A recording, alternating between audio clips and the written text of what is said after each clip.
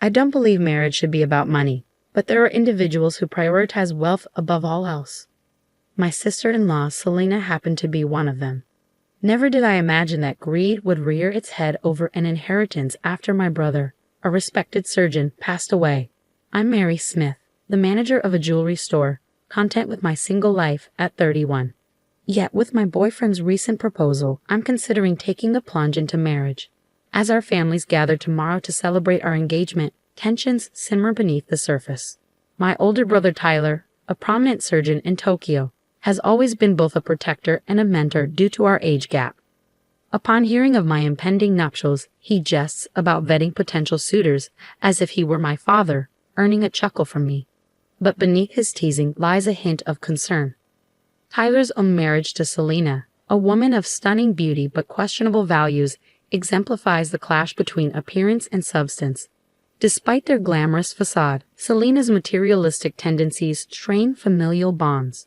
Her penchant for luxury often takes precedence over commitments, leaving us disappointed and frustrated. Initially, we excused Selena's behavior, attributing it to the pressures of her looks. Yet, as her disregard for family gatherings grows, tolerance wanes. Her last-minute cancellation of tomorrow's meeting, swapping it for afternoon tea at a renowned hotel, epitomizes her selfishness. While her absence wouldn't trouble us, it's her lack of consideration that irks me the most. I refuse to be at her beck and call, forever accommodating her whims.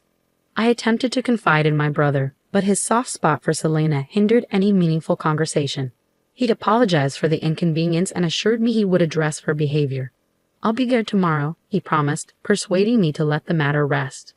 What irks me most isn't just Selena's selfishness, but also how she manipulates my busy brother into apologizing for her, running errands, and relaying messages on her behalf. Despite being a full-time housewife, Selena avoids household chores by hiring cleaners and opts for dining out. Her schedule revolves around acquiring branded goods, leaving little room for genuine responsibilities. The next day's family meeting proceeded smoothly, with my boyfriend securing everyone's approval. It seemed like a pleasant affair, albeit short-lived. However, that evening, as I was winding down from the day's events, Selena's unexpected call shattered the peace. She erupted into a tirade, demanding scones and macarons while berating me for my supposed negligence. Confused, I attempted to reason with her, only to be met with more screeching. Despite my attempts to clarify, Selena persisted in her demands, oblivious to reason. Her insistence on a souvenir from the hotel, coupled with her unreasonable expectations, left me bewildered and drained. What began as a celebratory evening ended in exhaustion and frustration, thanks to Selena's unreasonable demands and tantrums. I pondered whether Tyler could possibly find solace in his daily routine amidst Selena's turbulent emotional fluctuations. What drove him to marry her in the first place? While her external charm was undeniable, her inward self-centeredness left much to be desired. I couldn't help but wonder if her upbringing had indulged her due to her looks. My concern for Tyler lingered, yet I knew better than to meddle in his marital affairs. It was his choice, after all, and he had always supported my decisions as well. The following day, while attending to customers at the jewelry store, I spotted Selena outside, arm in arm with a man roughly her age, likely in his late 20s. Their cozy chatter as they entered the store caught my attention, and I hesitated before approaching them. Selena's nonchalant attitude towards our encounter only added to my discomfort. When I inquired about her companion, she dismissed him as an old acquaintance from her modeling days. Still, the sight of them together, especially considering her marital status, left me puzzled and uneasy. As Selena perused the jewelry, she brazenly inquired about employee discounts, oblivious to the impropriety of her behavior. Unwilling to entertain her audacity, I politely informed her that such discounts weren't available. In truth, I couldn't stomach the thought of her companion purchasing items for her. Despite her slight annoyance at the revelation, Selena made her selections and departed, leaving her companion to settle the bill. Their dynamic left me questioning the nature of their relationship. In the evening, I mustered the courage to share my observations with Tyler. However, his somber mood indicated that something troubled him deeply. "Tyler, what's wrong?" I asked, sensing his distress. I had a nagging feeling about Selena, but I chose not to confide in Tyler. When I broached the topic of my upcoming wedding, he seemed preoccupied with his own plans. He mentioned saving for our wedding next year, and invited me without a clear response regarding Selena's involvement. His indecision left me wondering. Despite my attempt to share wedding details, Tyler remained non-committal. His abrupt departure from the call, coupled with his vague invitation to meet at our parents' house, left me puzzled. Perhaps he wasn't feeling well. Tyler, a dedicated surgeon, often prioritized others' well-being over his own. Tyler's tendency to downplay his own health concerns worried me. Despite his laughter of the occupational hazards of his profession, I couldn't shake the feeling that his relentless schedule was taking a toll on him. I doubted Selena's ability to provide the support he needed, given her self-centered nature. A subsequent email from Tyler outlined the gathering schedule at our parents' house. When I arrived, I was alarmed by his deteriorating complexion, worse than I had ever seen. Concerned, I inquired about his well-being, only to receive vague reassurances about work keeping him busy.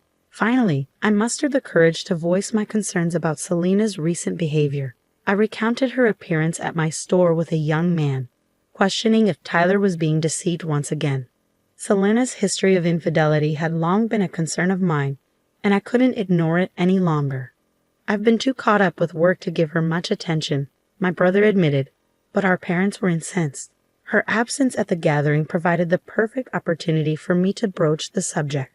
When I questioned Tyler about Selena's well-being, he responded solemnly, "Selena isn't here today, which is why I asked you all to come. I have a favor to ask."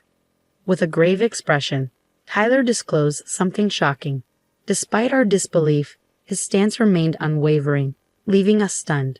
3 months later, tragedy struck as my brother succumbed to stomach cancer, a consequence of relentless stress and overwork.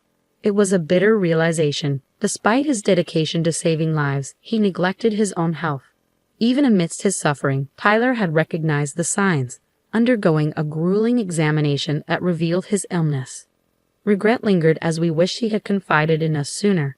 Tears flowed freely at his funeral, a profound sense of helplessness enveloping us. Fond memories of Tyler flooded my mind, the steadfast support he provided during my childhood struggles and setbacks. His premature departure, before reaching the age of 40, left us grappling with sorrow and uncertainty. Yet, amidst our grief, Selena's behavior stood out starkly. Clad in the ostentatious necklace purchased from my store, a gift from another man, she showed no regard for the solemn occasion. Her callous display was unforgivable, a painful reminder of her self-serving nature. Transforming my sorrow into fury, I confronted Selena, unable to comprehend her audacity. "Why are you wearing that?" I demanded, my voice trembling with anger. "Don't you understand how much my brother cherished you?" Selena, seemingly unfazed, met my accusation with a disingenuous smile. "Of course I know," she retorted casually. "It's just the way things are in this world. If you're unhappy, why did you marry me?" Her callous words cut deep, and I struggled to contain my indignation in front of my brother, our parents, and the other mourners. Beneath Selena's selfish facade, her disregard for my brother's memory was painfully evident. Even as I longed for her to face consequences, she callously continued, lamenting the end of their relationship. Her cavalier attitude towards marriage and her anticipation of inheritance left me seething with rage.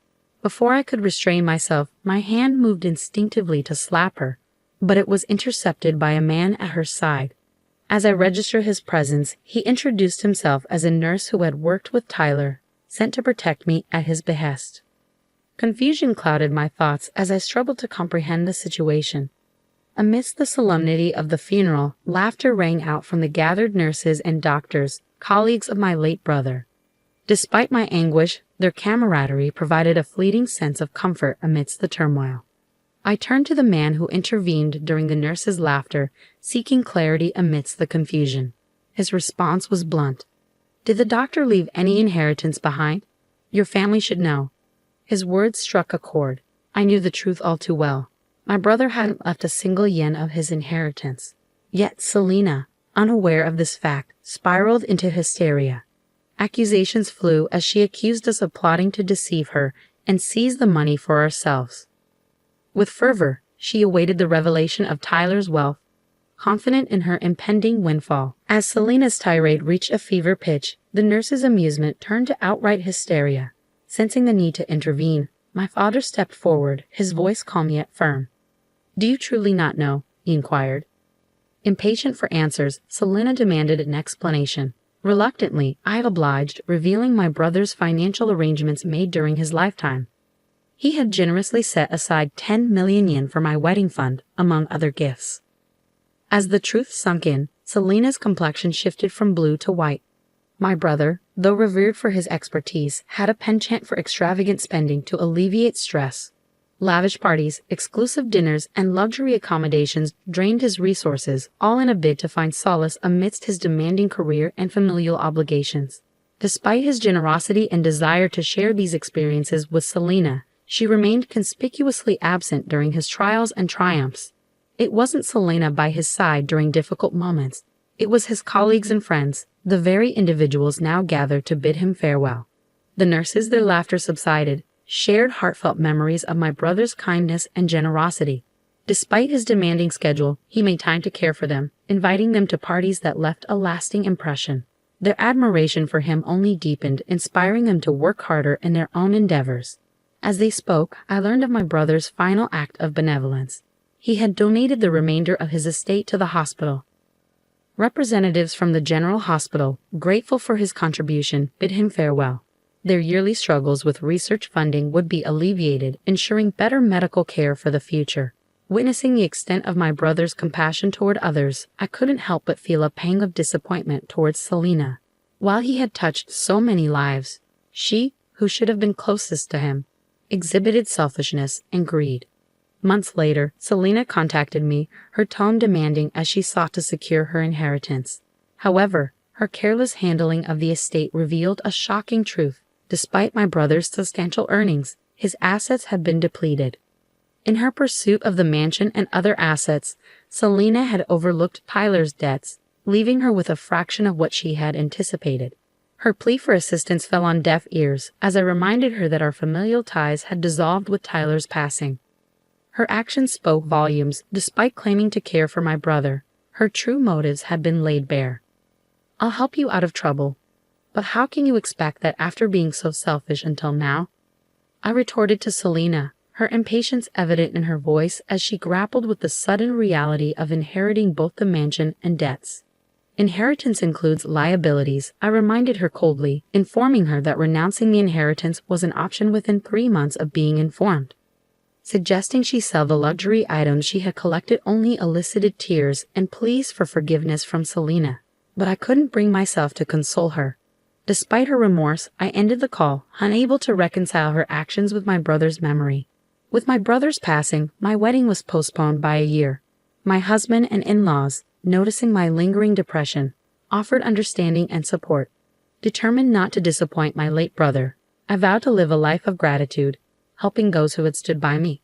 At the wedding, my brother's popularity became evident as colleagues paid their respects at his grave.